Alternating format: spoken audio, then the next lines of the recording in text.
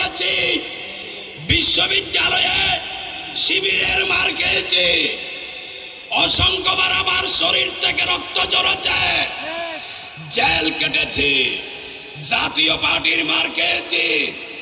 বিগত শেখ হাসিনার আমলে 17 বছর আমার উপর কি জুলুম চলেছে আপনারা জানেন।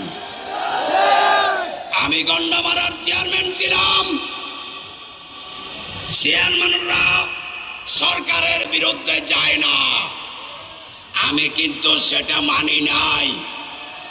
2020 সালে বাঁশখালীর মানুষ সমগ্র বাংলাদেশের মতো যখন করোনায় আক্রান্ত, ঘর থেকে বের হতে পারছে না, আমি বাংলাদেশ জাতীয়তাবাদী দলের ভারপ্রাপ্ত চেয়ারম্যান তারেক রহমানের ব্যানারে বাঁশখালীর